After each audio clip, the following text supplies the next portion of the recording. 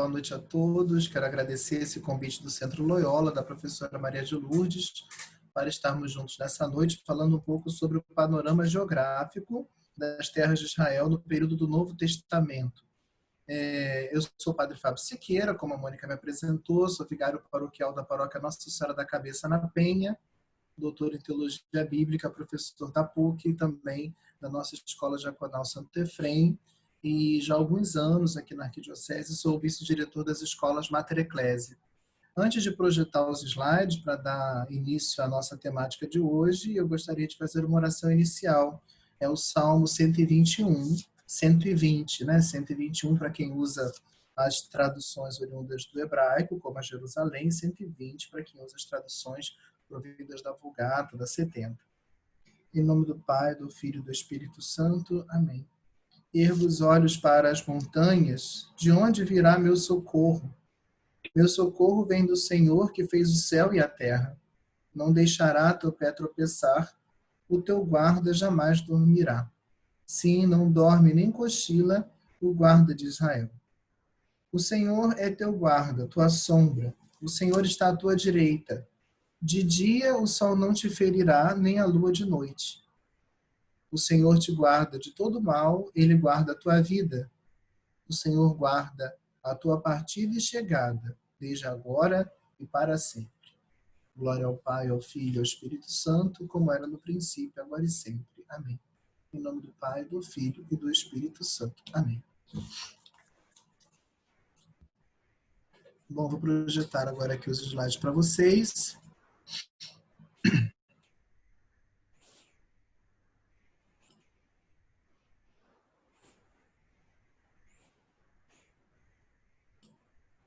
Então, o nosso tema dessa noite é o panorama geográfico das terras de Israel nos tempos do Novo Testamento, as grandes regiões da Palestina sob a administração romana. Então, vejam, eu dividi o nosso estudo em algumas partes. Na primeira parte, nós vamos falar sobre as grandes regiões da Palestina durante o período da administração romana, nomeadamente a Judéia, Samaria e Idumeia, Galiléia e Pérea, a Traconítide e a região da Decápole, regiões que são mencionadas nos textos do Evangelho e outros textos do Novo Testamento. Depois, dentro de cada uma dessas regiões, eu vou falar das cidades que estão localizadas dentro de cada uma dessas regiões, né? Então, as cidades importantes da Judéia, da Samaria, da Idumeia e das outras grandes localidades que nós mencionamos aqui, certo? Assim que vai seguir o nosso estudo. Bom, começando aqui então, depois de muitas batalhas, Judas Macabeu conseguiu certa paz e liberdade de culto depois da morte de Antíoco IV Epífanes, através de seu sucessor Antíoco V. Né?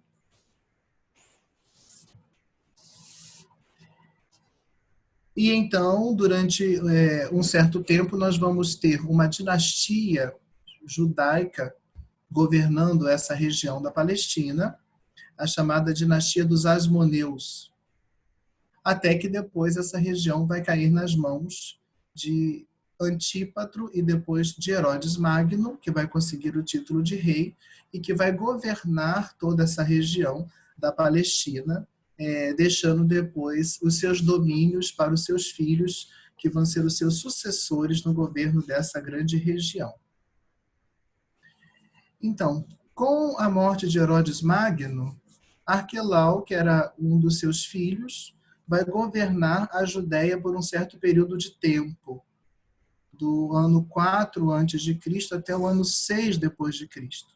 Depois a Judéia vai tornar-se uma dependência direta da administração romana, governada por procuradores romanos, como acontece na época ali dos evangelhos, né, em que, sobretudo durante o processo de Jesus, é Pôncio Pilatos o governador daquela região, né, da Judéia. Somente por um breve período de tempo, de 41 a 44 depois de Cristo, é que vai ser governada pelo rei Agripa, um outro filho de Herodes, mas depois vai voltar para a mão dos procuradores romanos. O restante do reino de Herodes foi dividido entre os seus filhos, né? Herodes Filipe ficou com a região da Traconítide e Herodes Antipas com a Pérea e com a Galileia.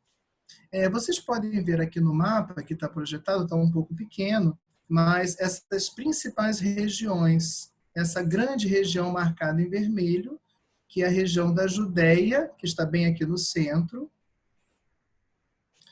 a região da Judéia, estou apontando aqui com o marcador vermelho, que está bem aqui no centro, mais ao sul é Idumeia, mais ao norte é Samaria.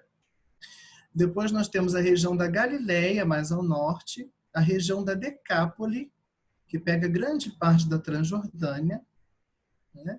E mais aqui em cima a região da Traconítide. São essas as grandes regiões sobre as quais nós vamos falar nessa noite.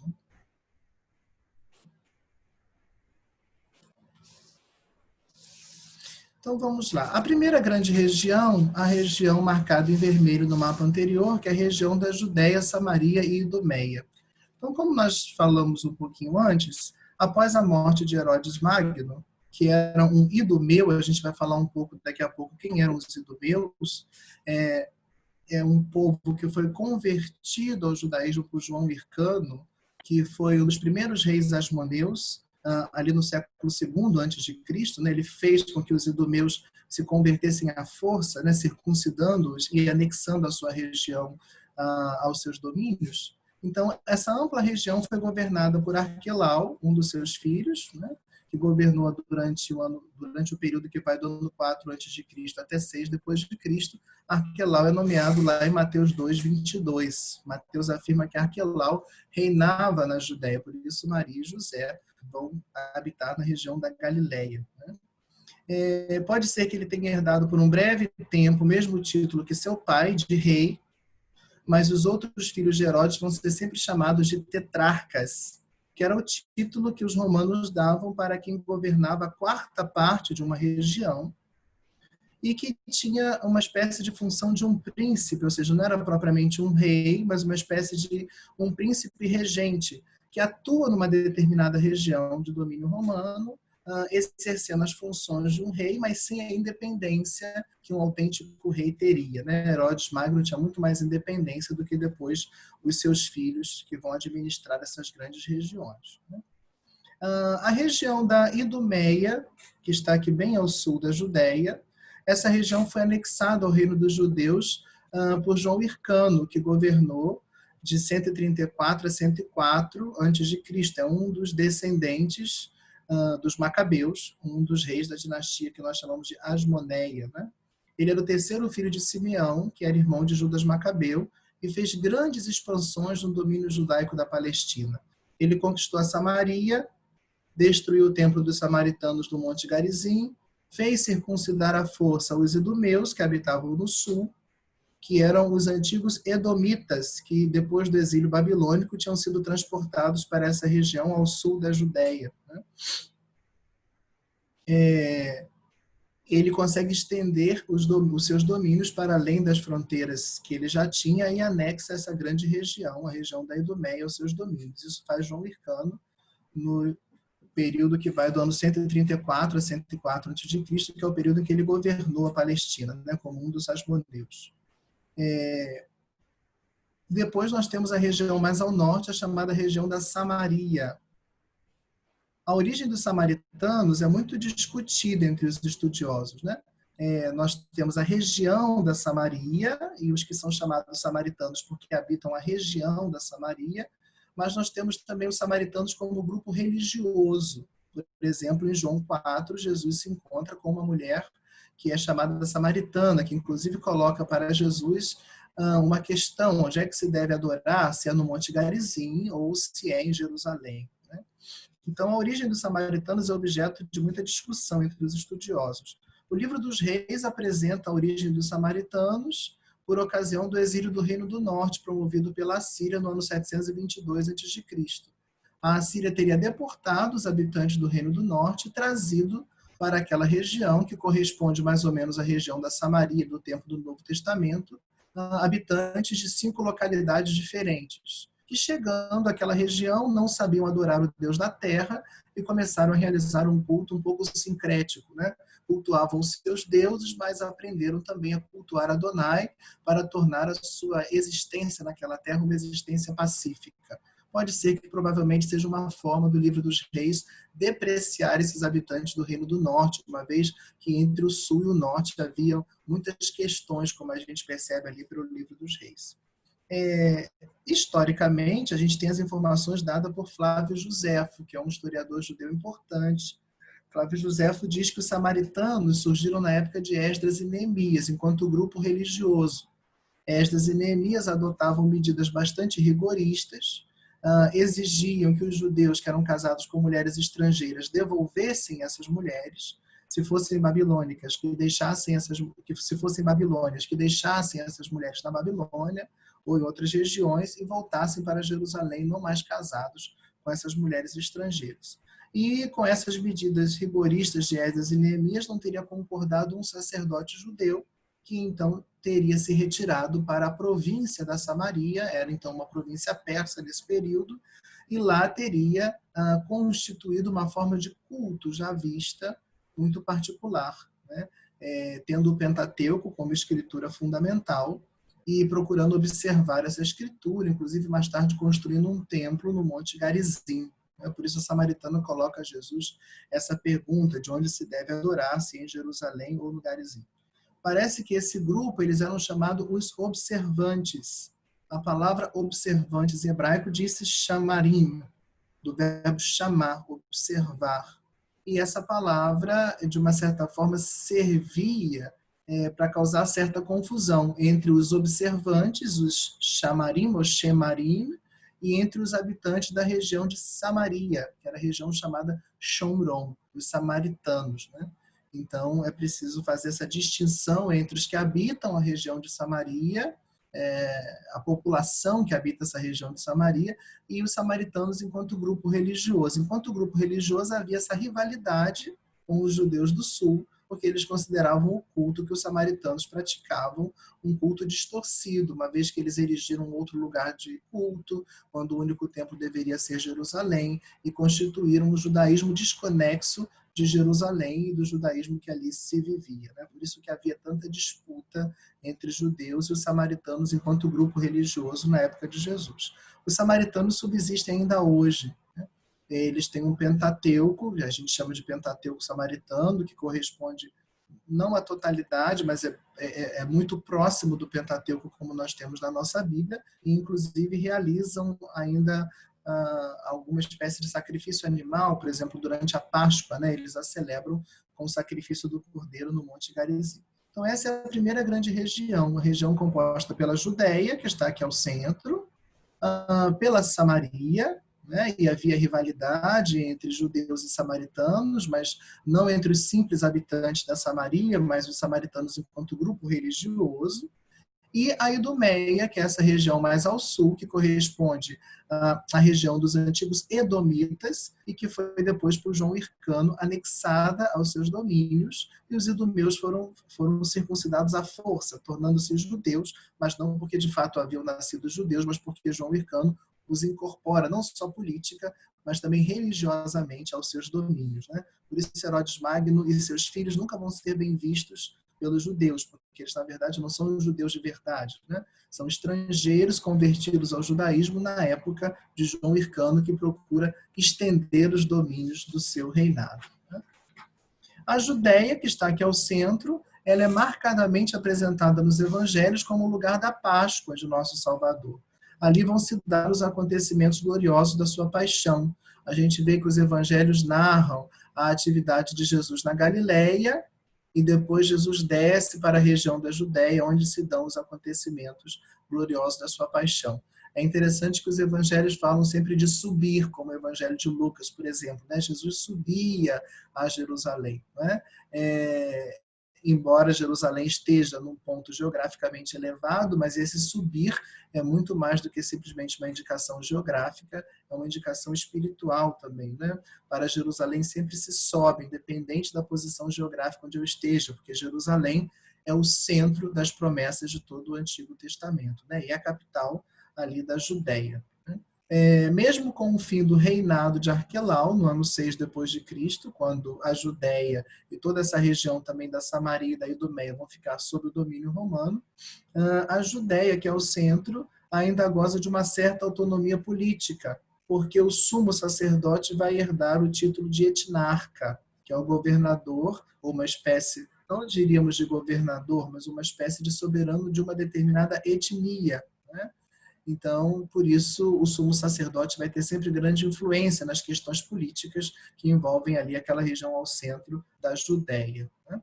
Durante o período de dominação romana, nós vamos ter os administradores romanos sediados em Cesareia Marítima. Não sei se vocês conseguem observar, aqui nas margens do Mar Mediterrâneo, tem um pontinho, tá? Parece um pouco pequeno para vocês, mas eu tento circular aqui com essa luzinha vermelha. Cesareia Marítima era a sede dos procuradores romanos que governaram toda essa região da Samaria, Judéia e Idumeia. Depois nós vamos comentar um pouco das principais cidades localizadas nessa região.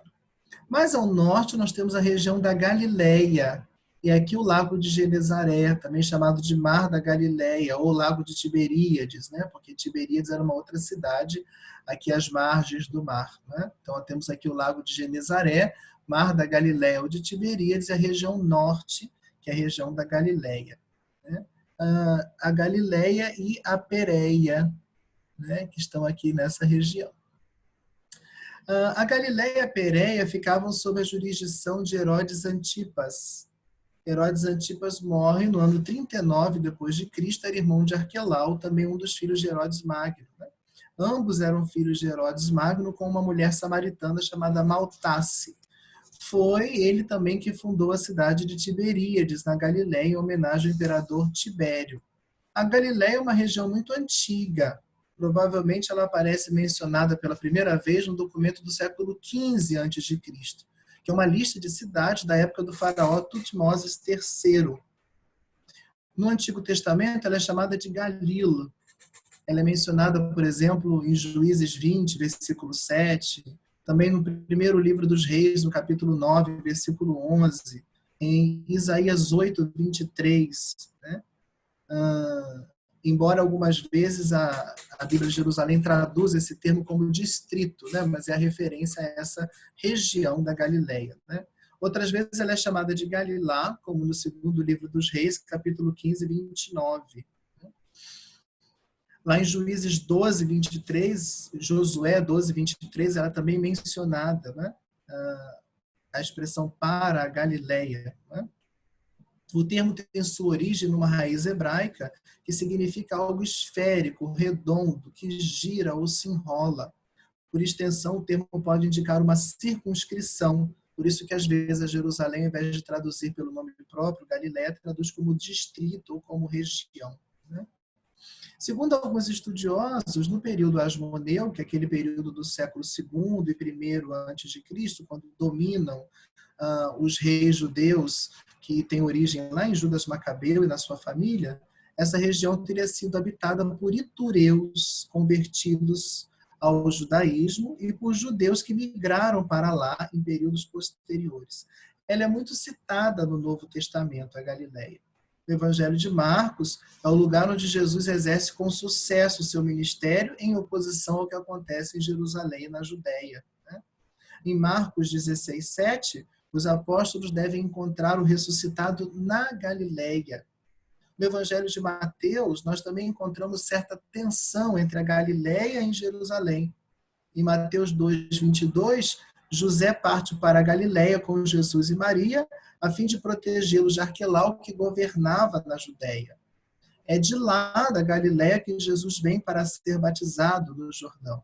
É na Galileia que se dá o chamado dos primeiros discípulos, Simão, André, Tiago e João, como nós podemos ler lá em Mateus 4, versículos 18 a 25. Né? Mateus localiza o grande sermão da montanha de Jesus numa montanha, sem mais referências. Mas como aparentemente Jesus se encontra na Galileia, alguns autores acreditam que Jesus estivesse no monte, ou que Mateus estivesse referindo-se a um monte próximo de Cafarnaum, na Galileia. e ainda no monte, na Galileia, que os discípulos devem se encontrar com o ressuscitado, de acordo com Mateus 28, 10 a 16. No Evangelho de São João, a Galileia também é muito mencionada, 17 vezes. A primeira menção está em João 1,43. Depois de ter sido batizado por João Batista, Jesus parte para a Galileia. Em João 2, o primeiro dos sinais que Jesus realiza se dá numa cidade da Galileia, na cidade de Caná. Também em João 4, a cidade é bastante referida, né? Em João 4,3, por exemplo, afirma-se que Jesus está retornando da Judéia para a Galileia e por isso precisava passar pela região da Samaria e ali ele encontra-se com aquela mulher samaritana, né? E por fim, além da Galileia, a região da Pérea. É uma região localizada a leste do Jordão, né? Vocês estão vendo a Galileia mais aqui em cima ao norte e aqui a região da Pérea, um pouquinho abaixo da Galileia, entre essa grande região da Samaria, Judéia e Idumeia e a Decápole. Aqui nós temos a região da Pérea, a região da Pérea. Essa região localizada a leste do Jordão. Ali encontra-se uma cidade chamada Betânia, né? Nós temos duas Betânias mencionadas no Novo Testamento, né? A Betânia próxima de Betfagé da Judéia e essa outra Betânia da região da Pérea. Em Mateus 19:1 e Marcos 10:1, Jesus vai anunciar a sua palavra nessa região. E em João 1,28 afirma-se que é em Betânia, na Pérea, na Betânia do outro lado do Jordão, não na Betânia onde morava Lázaro e suas irmãs, que João Batista batizava, né? Que João Batista batizava. Por isso é uma região também importante. A cidade de Betânia aparece bem aqui embaixo, né? Quase próxima do Mar Morto, né? E ainda duas regiões das quais nos falta falar, a região da Traconítide, que está aqui mais ao norte, aqui a região da Traconítide. Nessa grande região que se chama de Bataneia, nós temos a Traconítide, a Gaulanítide, a Auranítide e Pâneas, aqui em cima, né? A região da Traconítide, juntamente com os territórios de Pâneas, Gaulanítide, Auranítide e Bataneia. Herodes Magno acrescentou essa região aos seus domínios cerca do ano 23 a.C. e parece ter enviado para lá cerca de 3.000 idumeus que habitavam aqui no sul, e ele os mandou lá para o norte. Com a sua morte, a região foi governada por Filipe, chamado também de Herodes Filipe, né? Um dos filhos de Herodes Magno, que foi casado com Cleópatra de Jerusalém. A população era constituída por uma mistura de judeus, sírios e árabes. Com a morte de Filipe, o controle dessa região passou para os sírios, até que Calígula, no ano 38 d.C., entregou a região à administração de Agripa I, neto de Herodes Magno. Herodes Filipe construiu ali uma outra Cesareia, chamada Cesareia de Filipe. Nós temos a Cesareia Marítima, que era a sede dos procuradores romanos, e nós temos a Cesareia de Filipe, aqui nessa grande região. Ela está bem aqui ao norte, na região de Pâneas, né? Cesareia de Filipe, né? E a instituiu como capital da região, né? Essa cidade foi construída em homenagem a Tibério César, e Jesus aparece nessa região em Mateus 16:13, é ali que se dá a profissão de Pedro, né? Na Cesareia de Filipe. E por fim a região da Decápole, essa marcada em azul. Essa região da Decápole, como o próprio nome diz, Decápole, 10 cidades, é um conjunto de 10 cidades que ficam além do Jordão, né? Com exceção de 2 cidades que fazem parte da Decápole, que não ficam no Além Jordão, que é a cidade de Citópolis e Damasco. Citópolis e Damasco. Por isso que a Decápole estende os seus braços aqui também para o outro lado do Jordão, né? As listas contendo o nome dessas cidades variam um pouco, né? Poderíamos elencar de maneira geral essas: Citópolis, Hipos, Gadara, Pela, Ábila, Dion, Rafão, Gerasa, Filadélfia e Damasco. Todas, com exceção de Damasco, mandaram cunhar moedas que trazem um sistema de datação de acordo com a era pompeiana. Isso por quê? Porque foi uma forma de marcar a libertação que essas cidades receberam. Elas foram anexadas ao Império Romano como cidades independentes na época de Pompeu, no primeiro século antes de Cristo. Porque antes essas cidades sofriam forte pressão do reino dos Asmoneus, que governava essa região da Samaria, Judéia e Idumeia, e dos nabateus, que estão aqui para o lado do deserto. Então essas cidades sofriam forte pressão. Com Pompeu, ele concede liberdade a essas cidades, elas se tornam parte do Império Romano, claro, mas ficam como cidades independentes ligadas à província romana da Síria, né? Por isso elas mandaram cunhar medalhas comemorando essa libertação, e essas medalhas datam desse período da era pompeiana, né? A Decápole também é citada no Novo Testamento. Jesus expulsa o demônio de um homem na cidade de Gerasa, né? Por isso é importante citá-la aqui, porque também é uma região que aparece dentro do Novo Testamento. Vamos lá, agora nós vamos ver as cidades dentro dessas regiões que nós falamos aqui, né? Então, Samaria, Judéia e Idumeia. Na Samaria, nós vamos falar sobre Sicar e o Monte Garizim, duas localidades que aparecem nomeadas no Novo Testamento. Da Judéia, nós vamos falar das cidades de Jerusalém, Belém, Betânia, Betfagé, Jericó e Emaús. E depois nós vamos passar para outra região, a região da Galileia e da Pérea. Então vamos lá. A cidade de Sicar e o Monte Garizim. A cidade de Sicar é nomeada em João 4,5. No Evangelho de João 4,5. É o encontro de Jesus com a samaritana. João 4,5.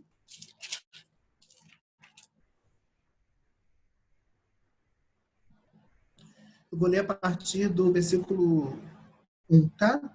Quando Jesus soube que os fariseus tinham ouvido dizer que ele fazia mais discípulos e batizava mais que João, ainda que de fato Jesus mesmo não batizasse, mas os seus discípulos, deixou a Judéia e retornou a Galiléia. Era necessário passar pela Samaria. Chegou então a uma cidade da Samaria chamada Sicar, perto da região que Jacó havia dado a seu filho José.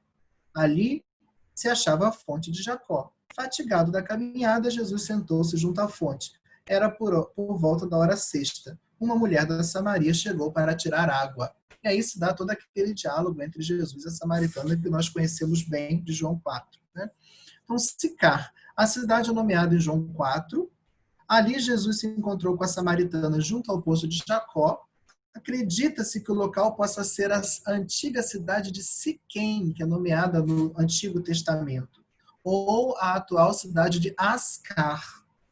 Este poço do qual a samaritana fala, na beira do qual a samaritana e Jesus desenvolvem o seu colóquio, esse poço, ele não é mencionado no Antigo Testamento. Contudo, existem tradições judaicas, samaritanas, islâmicas e cristãs que confirmam a existência desse referido poço, né?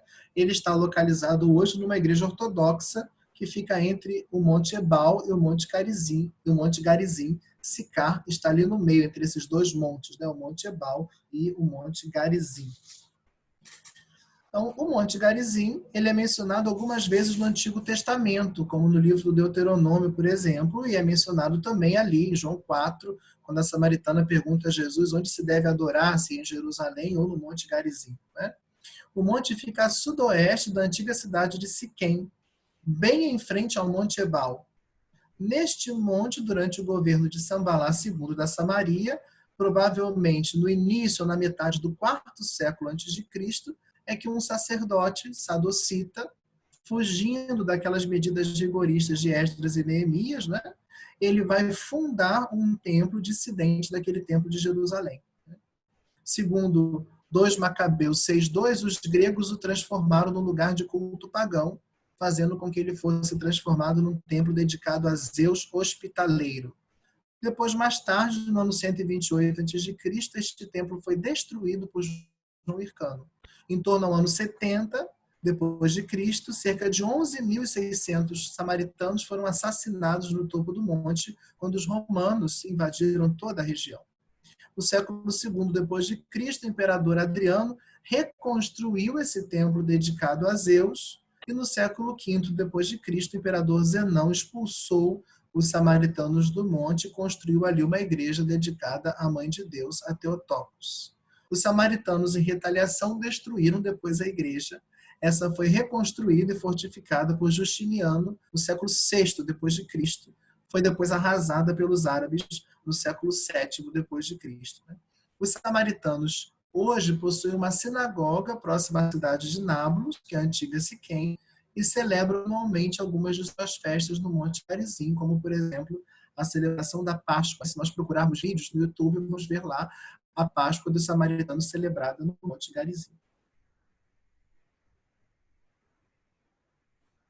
As principais cidades da Judéia, nós separamos aqui 6. Jerusalém, Belém, Betânia, Betfagé, Jericó e Emaús. Jerusalém é a capital da província, é a capital da região da Judéia, uma parte da província romana da Síria, governada por um período por Herodes Magno, né? Depois por Arquelau, e depois se torna uma dependência romana.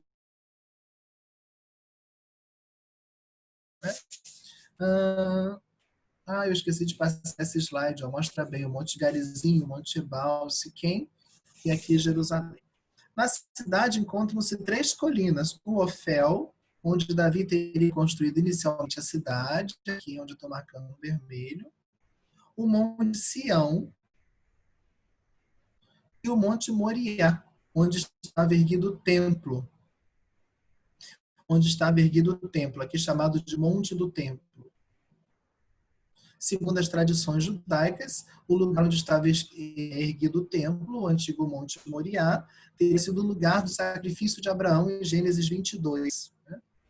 Herodes governa a Judéia de 37 a 4 a.C.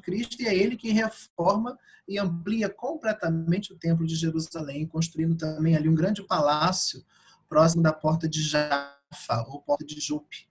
Para realizar essas ampliações, ele precisou aterrar muitas partes da cidade e fortificá-la com muros, né? Por isso que não se percebe tanto essa presença dessas colinas, embora se suba e desça muito em Jerusalém. Né?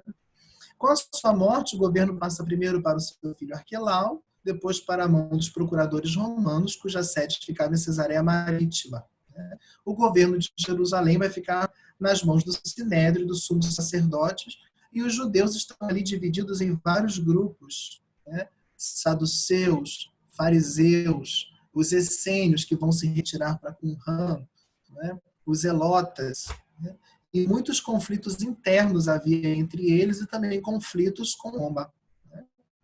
Pôncio Pilatos governa a região de 26 a 36 depois de Cristo, e também tem muitos problemas com os judeus. Segundo Flávio Josefo, por exemplo, ele construiu com o dinheiro do templo um aqueduto que vai trazer água de Belém para Jerusalém, o que provocou também uma rebelião dos judeus contra eles. Né? Depois de muitas revoltas, Jerusalém acaba por ser arrasada pelos romanos no ano 70 depois de Cristo, e no ano 131 ela é transformada numa cidade romana chamada Hélia Capitolina.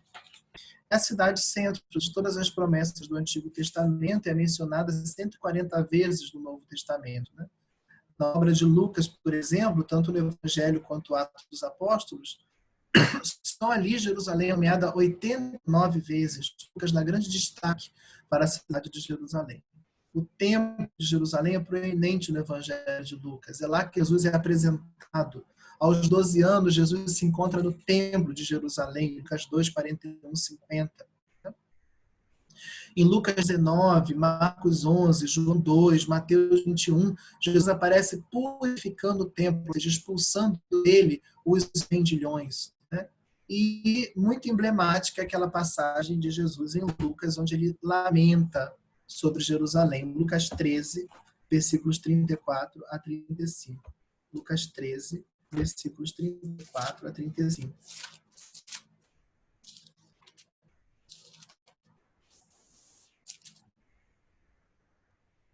Jerusalém, Jerusalém, que matas os profetas e apedrejas os que te foram enviados. Quantas vezes quis reunir teus filhos como a galinha recolhe seus pintainhos debaixo das asas, mas não o quiseste. Eis que vossa casa ficará abandonada. Sim, eu vos digo, não me vereis mais até o dia em que direis, bendito aquele que vem em nome do Senhor.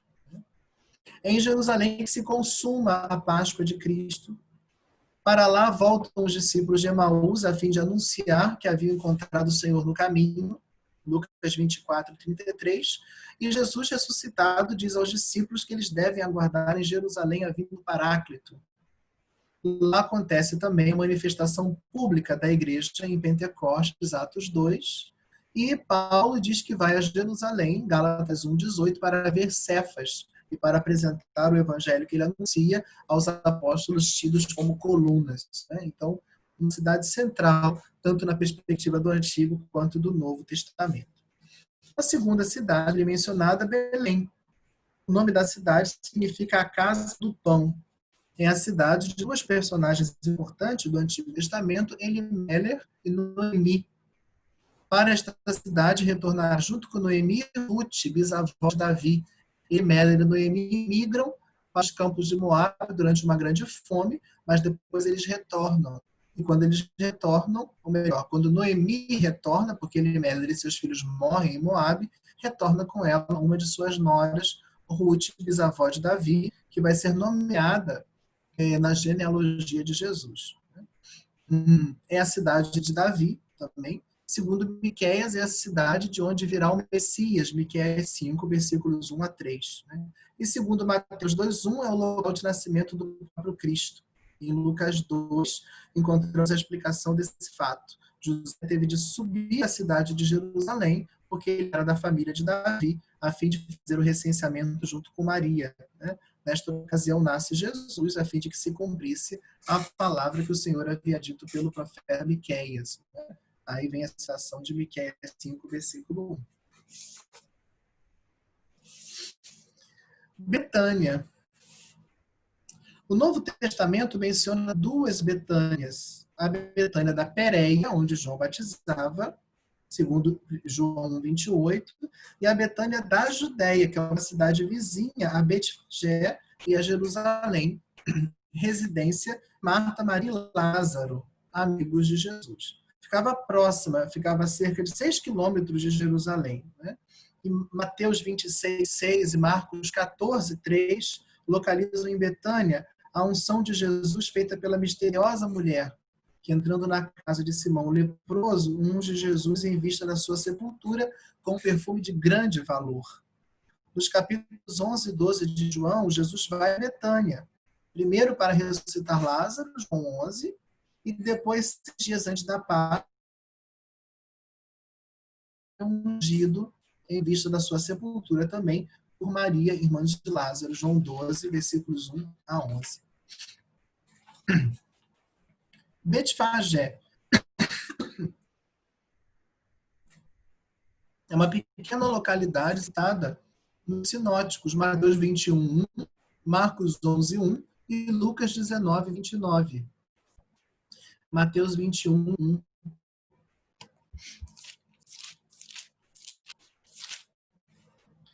Quando se aproximaram de Jerusalém e chegaram a Betfagé, no Monte das Oliveiras, Jesus enviou seus discípulos dizendo: Ide ao povoado em frente e logo encontrareis uma jumenta amarrada e com ela um jumentinho. Soltai-a e trazei-mos.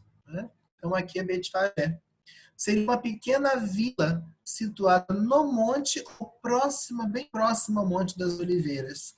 É uma localidade citada nessa passagem que lemos, Mateus 21, também em Marcos 11:1 e também em Lucas 19:29, como local onde o Senhor enviara os seus discípulos com o intuito de trazer o pequeno animal de montaria com o qual ele entraria em Jerusalém. Estou perguntando aqui no chat que ainda está em Jerusalém, tá assim, é porque não tem slides sobre toda a cidade, só algumas onde era necessário mostrar alguns tópicos, é que eu fui colocando aqui alguns mapas para vocês, certo? Mas agora tem um outro, Jericó, a cidade das palmeiras. Então eu coloquei essa foto de Jericó com as grandes palmeiras que nós já encontramos. É uma cidade mencionada no Antigo, mas também muito no Novo Testamento, por isso nós estamos falando dela aqui, no nosso encontro.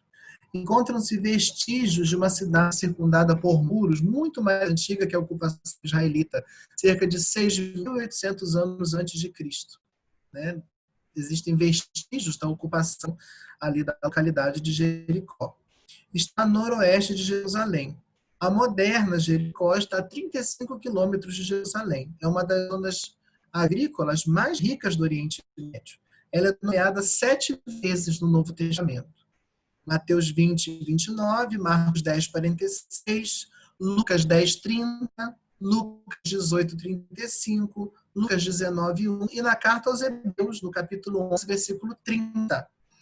Em Mateus 20, 29, Jesus encontra 2 cegos em Jericó. Mateus 20, versículo 29. Mateus 20, 29.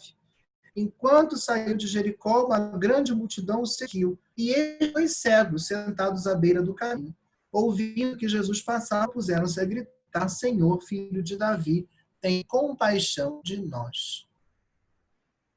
Em Marcos 10, 46, o evangelista nos relata a cura do cego Bartimeu. Em Lucas 10, 30, Jesus conta aquela parábola, a parábola do bom samaritano, do homem que desce de Jerusalém a Jericó.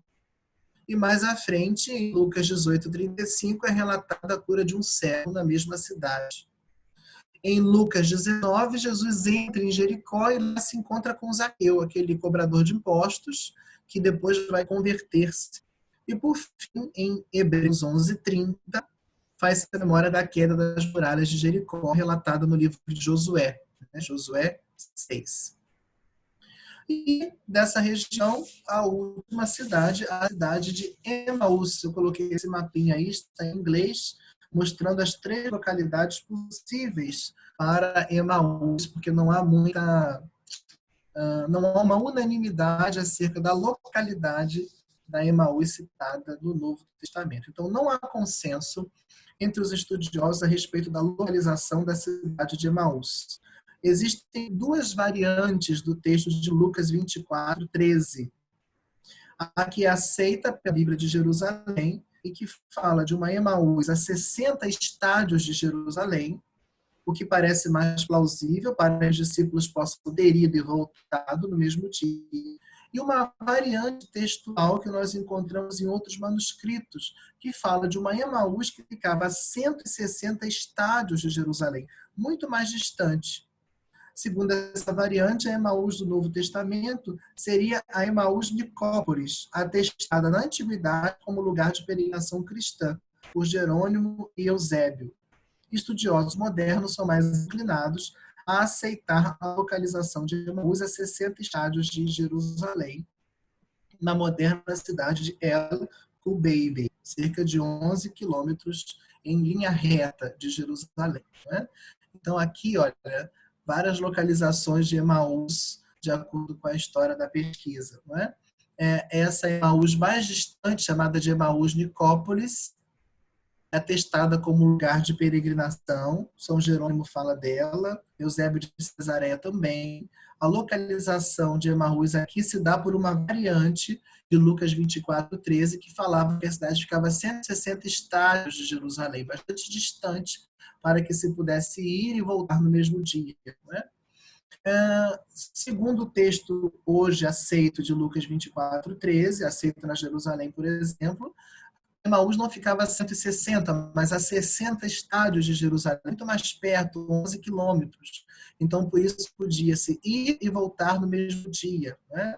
E a Emaús, chamada Emaús dos Cruzados, os cruzados defendiam que a localização de Emaús estava aqui. Hoje, estudiosos franciscanos consideram essa Emaús 60 estádios de Jerusalém, mas numa outra direção, na direção dessa moderna cidade, que fica também 11 quilômetros em linha reta a partir de Jerusalém. Existe ainda uma 4ª Emaús mencionada por Flávio Joséfo, mas essa não concorda com nenhum dado que nós encontramos no Novo Testamento, porque essa ficaria a 30 estádios de Jerusalém, bem perto, a cerca de 5,5 quilômetros de Jerusalém. Certo? Então, essas foram as principais cidades na região da Judéia. Na região da Judéia, nós vimos então Jerusalém, Belém, Betânia, Betfagé, Jericó e Emaús. Agora, na região da Galileia e da Pérea. na região da Galileia e da Pérea. Nós temos na Galileia Nazaré, o Monte Tabor, a cidade de Naim, Caná, Tiberíades, Corazim e Cafarnaum, certo? Naquela grande região da Galileia e da Pérea, como nós vimos. Nazaré. A cidade é chamada nos evangelhos de Nazarete. Por isso, às vezes, a tradução vem com esse T no final.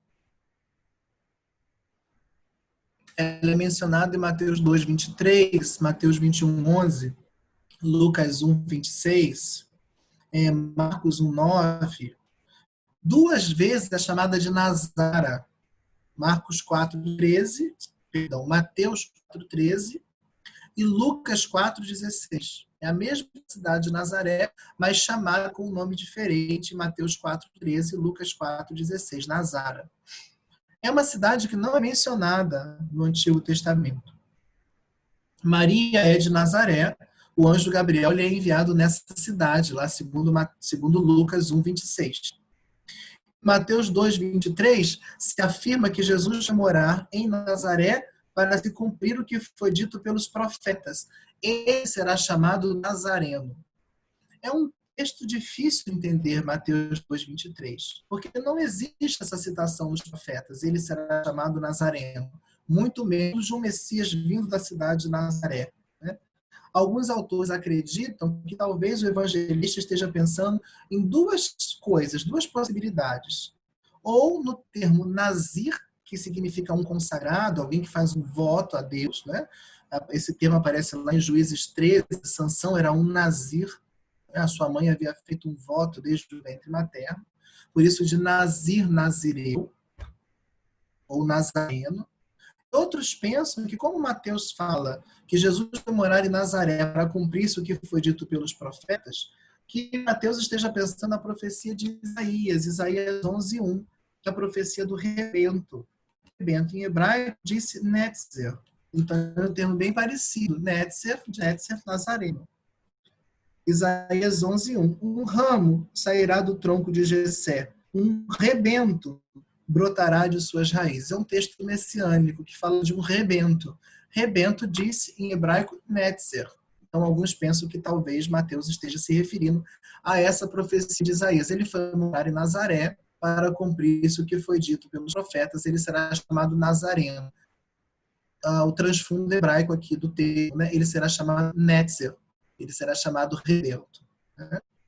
Em Lucas 4, 16, 30, se dá o marcante episódio de Jesus na sinagoga de Nazaré, onde Jesus toma o rolo do profeta Isaías e aplica a si mesmo aquela palavra da profecia de Isaías 61, versículos 1 e 2. Isso se dá na sinagoga de Nazaré.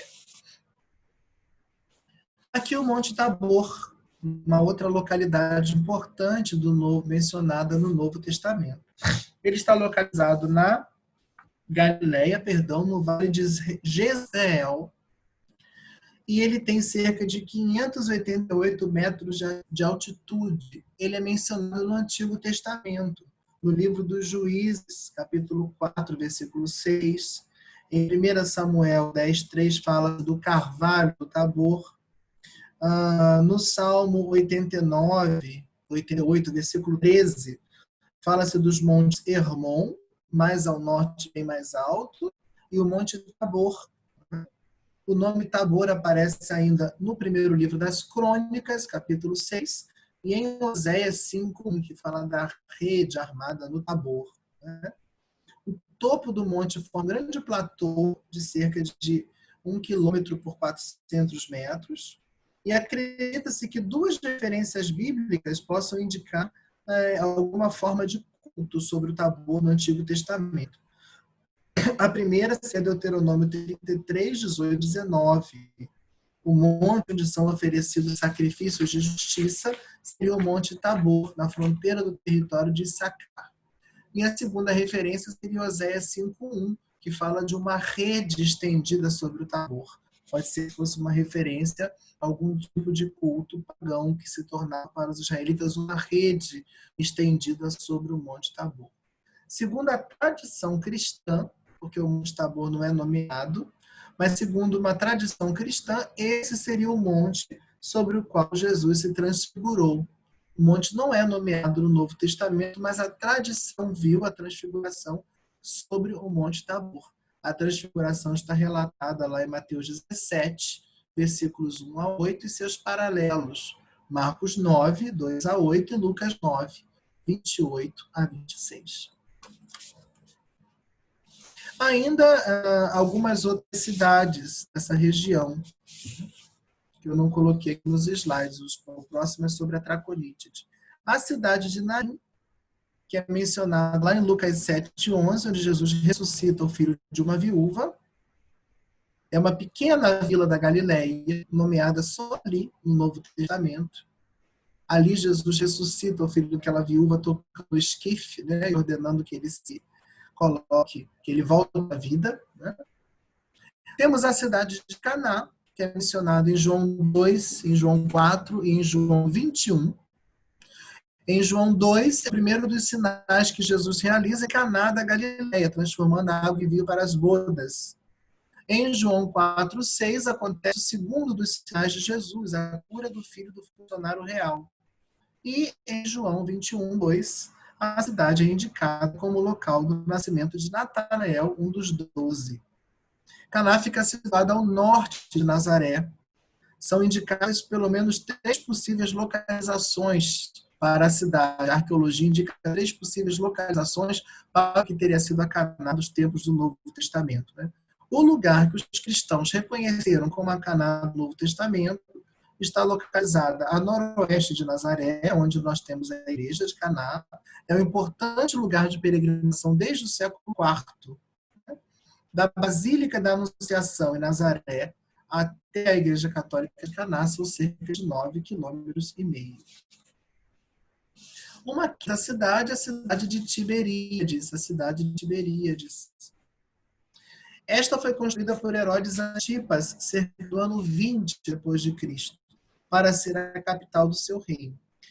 Durante a construção de Tiberíades foram encontradas tumbas no terreno, o que fez com que o local fosse considerado impuro pelos judeus, porque teria sido um cemitério antes. Herodes, então, a povoou com uma mistura de gentios e judeus que aceitaram mudar para lá. A cidade teve esse nome, recebeu esse nome em homenagem a Tibério, e a região onde ela estava localizada era famosa pela produção de vinhos, de figos, de trigo e de cevada. O lago de Genezaré também é chamado de Mar da Galileia e também é chamado de Mar de Tiberíades por causa dessa importante cidade construída ali por Herodes Antipas. Né? Ela só é nomeada 2 vezes no Novo Testamento, no Evangelho de São João. João 6, versículo 1 e João 21, 1. João 6, versículo 1 e João 21, 1.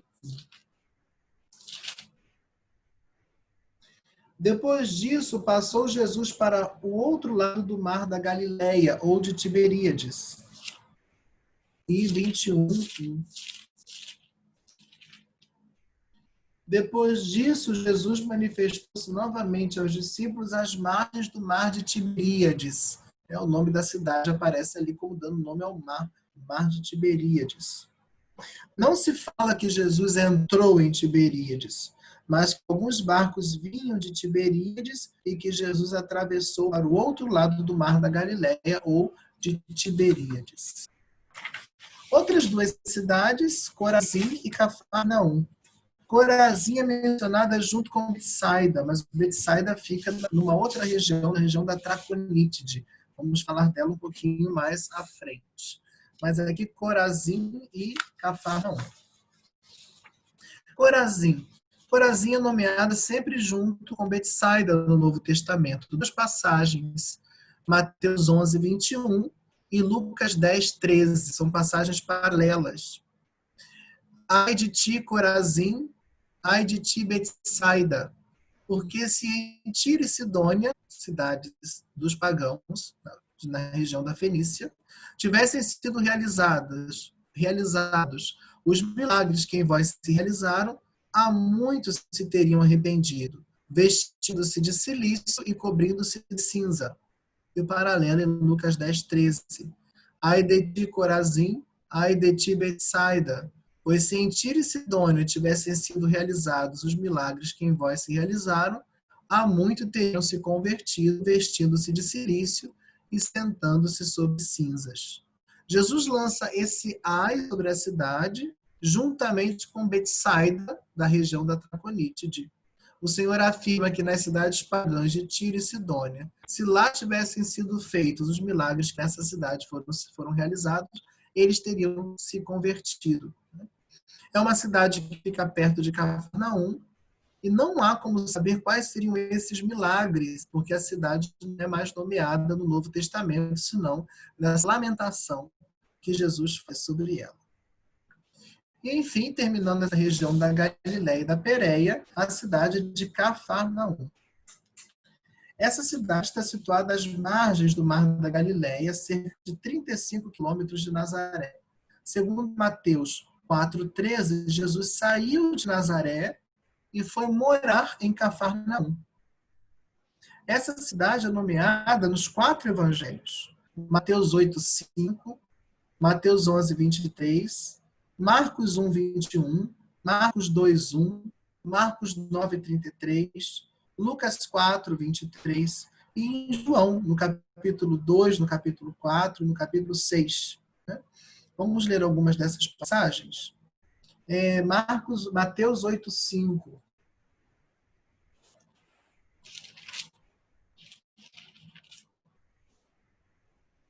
Ao entrar em Cafarnaum, chegou-se a ele um centurião que o implorava, dizendo: Senhor, meu criado está em casa, paralítico, sofrendo dores atrozes. Jesus disse: Eu irei curá-lo. Depois, ainda em Mateus capítulo 11, versículo 23. E tu, Cafarnaum, por acaso te elevarás até o céu? Antes até o inferno descerás. Porque se em Sodoma tivessem sido realizados os milagres que em ti se realizaram, ela teria permanecido até hoje. Depois, ainda em Mateus, no capítulo 17, versículo 24. Quando chegaram a Cafarnaum, os coletores da didracma aproximaram-se de Pedro e lhe perguntaram: Vosso mestre não paga a didracma? Depois, ainda no Evangelho de Marcos, Marcos 2, versículo 1. Entrando de novo em Cafarnaum, depois de alguns dias, souberam que ele estava em casa. Marcos 2, 1. Em Marcos 1, 21, Jesus já tinha estado em Cafarnaum. Marcos 1, 21. Entraram em Cafarnaum e logo no sábado Jesus foi à sinagoga e ali ele ensinava. Depois, em Marcos 2:1, Jesus está numa casa em Cafarnaum ensinando, é quando vão descer o paralítico do telhado até Jesus, e Jesus vai dizer: os teus pecados estão perdoados, e todos vão ficar, de modo particular, os escribas, questionando em seu coração como que esse homem pode dizer que ele perdoa pecados. E aí Jesus vai realizar o milagre, mas para confirmar o núcleo do seu ministério, ou seja, que ele tem poder de perdoar pecados. Lucas 4:23 também menciona a cidade de Cafarnaum. Lucas 4:23.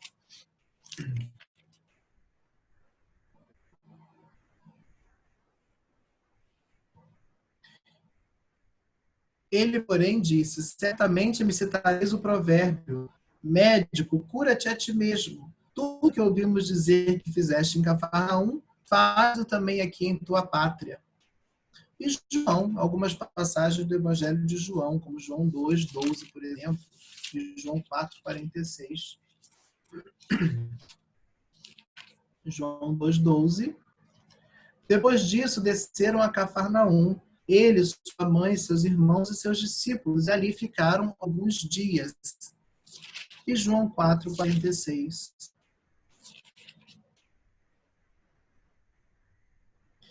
Ele voltou novamente a Caná da Galileia, onde transformara água em vinho. Havia um funcionário real cujo filho se achava doente em Cafarnaum. São vários momentos da vida de Jesus vividos em Cafarnaum. Aqui, Mateus 8:5, são descritas 2 curas que Jesus realiza em Cafarnaum, a do servo do centurião e a da sogra de Pedro. Depois, em Mateus 11, 23, Cafarnaum é condenada por sua incredulidade, né? Se tivessem sido realizados em Sodoma, os milagres que foram realizados em ti, eles certamente teriam se convertido.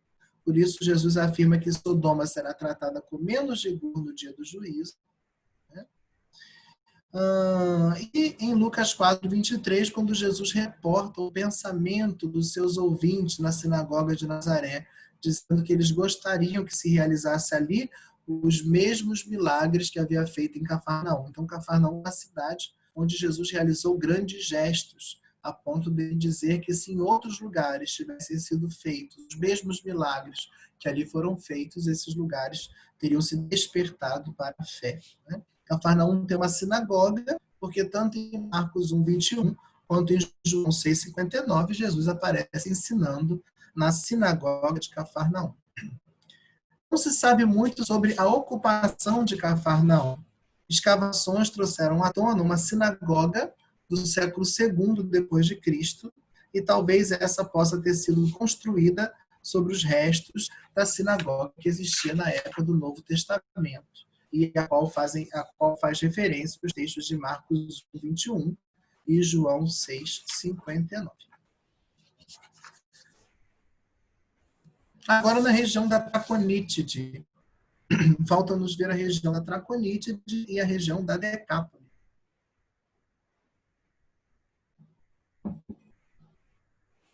Na região da Traconítide, nós temos a cidade de Betsaida, que é mencionada lá junto com Corazim, não é? A de ti, Corazim, é de ti, Betsaida, Mateus 11, 21 e Lucas 10, 13. Na verdade, a cidade pertence à Traconítide de Filipe, mas João 12, 21 a situa como uma cidade da Galileia. João 12, 21 tem essa imprecisão geográfica. João 12, 21.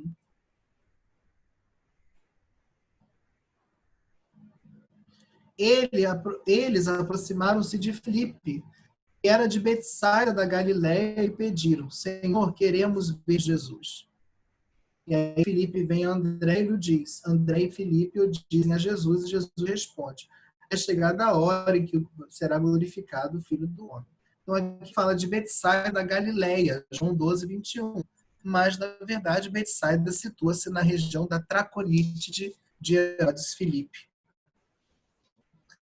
Em João 1, 44, Betsaida é mencionada como a cidade de Filipe, André e Pedro. João 1, 44. A cidade é mencionada como a cidade de Filipe, André e Pedro.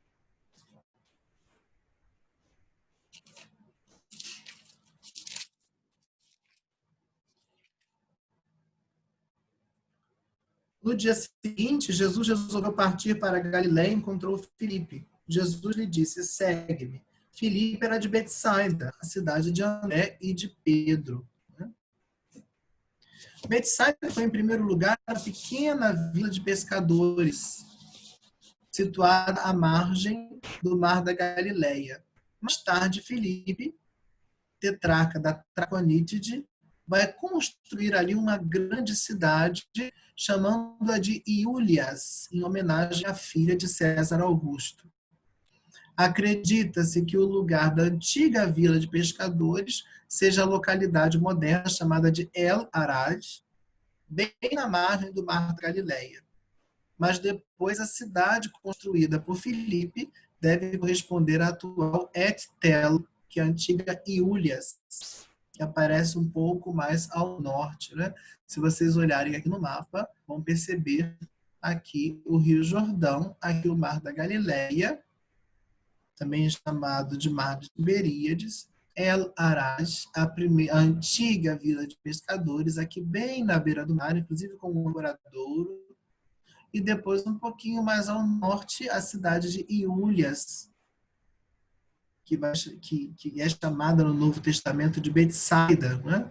Que teria sido então construída, ampliada, embelezada e recebido esse nome, né, em homenagem à filha de César Augusto, teria sido construída por Filipe, o tetrarca da Traconítide.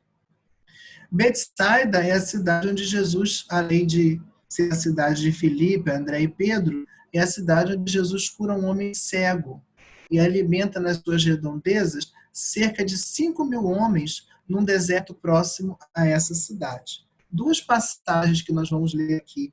A primeira é Marcos 8,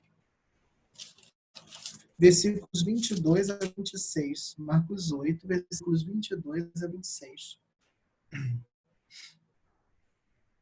E chegaram a Betsaida. Trouxeram-lhe então um cego, rogando que ele o tocasse. Tomando o cego pela mão, levou-o para fora do povoado. E cuspindo-lhe nos olhos e impondo-lhes as mãos, perguntou: Percebes alguma coisa?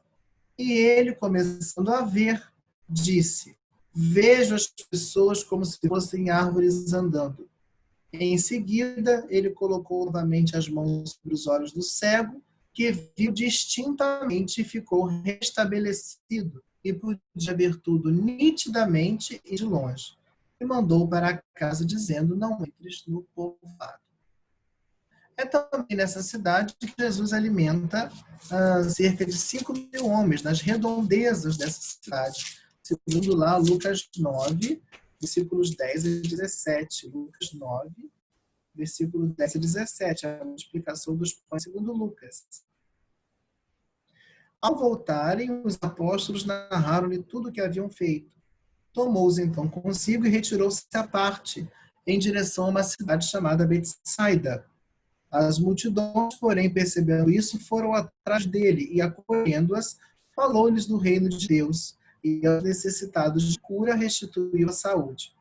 O dia começava a declinar. Aproximaram-se os 12 e disseram-lhe: Despede a multidão para que vão aos povoados e campos vizinhos procurar pousada e alimento, pois estamos em um lugar deserto. Ele, porém, lhes disse: Dai-lhes vós mesmos de comer. Replicaram: Não temos mais que 5 pães e 2 peixes, a não ser que fôssemos comprar alimento para todo esse povo. Com efeito, eram quase 5.000 homens. Ele, porém, diz a seus discípulos: Fazei-os acomodar-se por grupos de 50. Assim fizeram, e todos se acomodaram. E tomando os 5 pães e os 2 peixes, ele elevou os olhos para o céu, os abençoou, partiu-os e deu aos discípulos para que os distribuíssem à multidão. Todos comeram e ficaram saciados, e foi recolhido o que sobrou dos pedaços, 12 cestos. Então, 2 eventos importantes ocorridos nessa cidade de Betsaida, a cura de um homem cego e depois a multiplicação dos pães que Jesus realiza num lugar deserto próximo a essa cidade de Betsaida. Nós já vimos os textos onde ela aparece nomeada junto com o Corazim, Mateus 11, 21 e Lucas 10, 13, o lamento de Jesus sobre Corazim e Betsaida, que nos dá a entender que o ministério de Jesus não foi muito bem recebido nessas 2 cidades.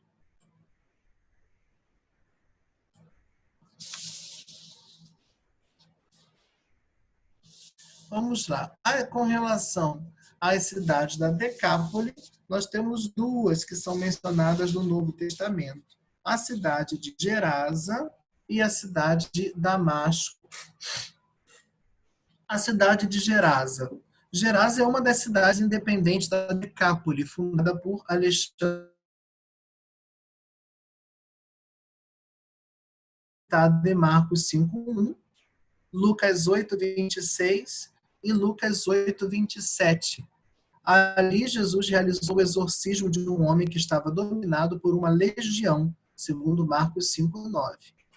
Os espíritos saem do homem e entram na manada dos porcos que se precipitam no abismo. Os habitantes da região vão pedir então a Jesus que se retire dali e se afaste deles. A segunda cidade importante nomeada no Novo Testamento e que faz parte dessa região da Decápole é a cidade de Damasco. Foi a importante capital do reino de Aram dos séculos 8 a 6 a.C., o reino dos arameus, que corresponde à atual Damasco, na Síria. No século VIII, nós temos uma coalizão entre a Síria e o reino do norte de Israel, numa aliança anti-assíria, onde eles tentam envolver o reino de Judá. E como o reino de Judá não quer entrar nessa luta contra os assírios, nós vamos ter a chamada guerra sírio-efraimita, que constitui o pano de fundo ali dos primeiros capítulos do livro do profeta Isaías. É chamada de guerra sírio-efraimita porque é uma aliança entre o reino da Síria e o reino do norte, chamado também nas tradições bíblicas de casa de José ou de Efraim, contra o reino do sul, Judá. É essa guerra sírio-efraimita que vai dar ocasião àquele oráculo de Isaías 7,14, o oráculo de Emanuel, quando Isaías está diante de Acaz, e Acaz está temeroso, o seu coração e o coração do povo treme quando sabe que os arameus acamparam no reino do norte. Sente que será uma guerra que ele não poderá vencer, e Isaías diz: pede a Deus que te dê um sinal, quer venha das alturas do céu, quer venha das profundezas da terra. Isaías se recusa, Acaz recusa-se a pedir um sinal, conforme ele havia orientado o profeta Isaías, e o profeta vai dizer: Deus mesmo te dará um sinal, eis que a jovem conceberá e dará à luz um filho, e será chamado Emanuel, que significa Deus conosco. Né? Depois de Pompeu, no ano 63 a.C., a cidade ficou sob o domínio dos nabateus, mas no ano 34 a cidade foi dada a Cleópatra por Marco Antônio, né? E mais tarde ficou sob o domínio do rei Aretas. Ela é mencionada nos Atos dos Apóstolos, no capítulo 9 e no capítulo 22, e também no capítulo 26. Paulo está a caminho de Damasco quando ele tem a experiência com o ressuscitado. Depois Paulo tem que fugir do rei Aretas, que o persegue em Damasco, e é descido pelos irmãos pela muralha da cidade num cesto. Né? Outros escritos de Paulo, em outros escritos, ele também cita Damasco, como 2 Coríntios 11, 32, Gálatas 1, 17, né? Uma vez que ele se converte justamente no momento em que ele estava sendo enviado às sinagogas de Damasco com o intuito de prender os cristãos que lá estavam. Bom, então isso foi o que nós preparamos para apresentar para vocês essa noite. Nós vamos recapitular aqui brevemente.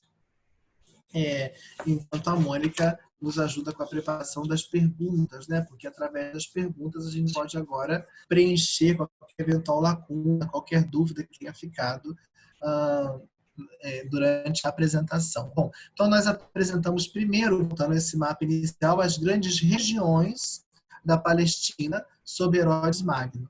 Essa grande região marcada em azul, que compreende a Samaria ao norte, a Judéia ao centro e a Idumeia. Lembrando que a Idumeia foi acrescentada a essa região na época de João Licano, fez circuncidar à força os idumeus, que não eram judeus, e incorporou seu território à Judéia. É desse povo idumeu que vai vir Antípatro e depois Herodes Magno e os seus filhos, que vão governar essa região, bem como as outras regiões da Palestina, em tempos do Novo Testamento, nunca sendo bem vistos pelos judeus, porque não eram judeus de fato, eram estrangeiros convertidos ao judaísmo. Né? Mas aqui ao norte nós temos a região da Galileia, aqui no Jordão a região da Pérea, e essa região marcada em vermelho é a região da Decápole, que pega a Transjordânia e algumas cidades depois do lado do Jordão, que dá para o Mediterrâneo. Né?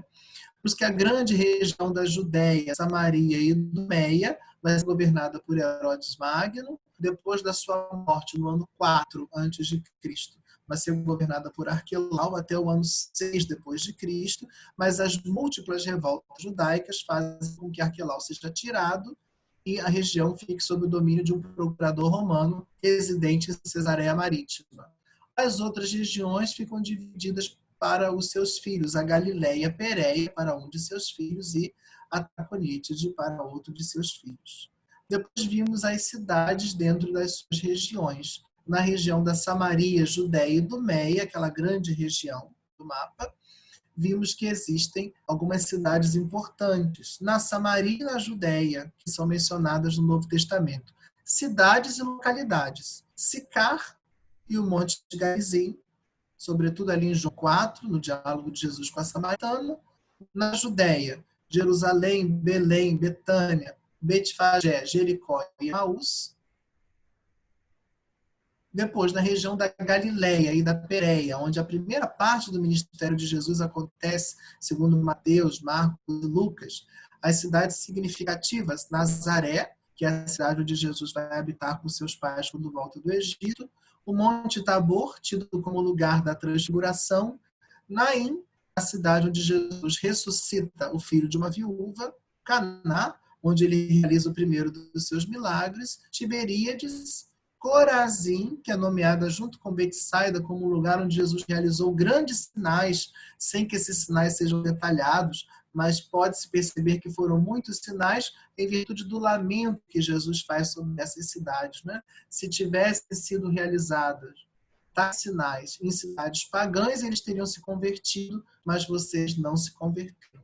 E Cafarnaum, uma cidade onde tinha uma sinagoga, onde Jesus anuncia na sinagoga, onde vários eventos dos evangelhos são narrados como tendo acontecido na cidade de Cafarnaum. E, por fim, Traconítide, a cidade de Betsaida, que nós já comentamos aqui, e na Decápole, essas duas regiões, as duas cidades importantes, Gerasa, onde Jesus está, ali na região dos Gerazenos, onde ele realiza o exorcismo daquele homem que tinha uma legião, né? E depois esses demônios entram nos porcos e eles se lançam ao mar, e os Gerazenos vão dizer, afasta-te de nós. E Damasco, uma cidade mencionada sobretudo nos Atos dos Apóstolos, é o lugar para onde Paulo está se dirigindo para prender os cristãos da sinagoga de Damasco. Por isso Paulo faz referência, Atos dos Apóstolos, melhor dizendo, faz referência a essa cidade, depois Paulo também nas suas cartas. Né? Mais tarde, Paulo, já convertido, vai ter que fugir da cidade, porque está sendo perseguido pelo rei Aretas. Né? Certo? Então, assim, concluindo o que eu havia preparado,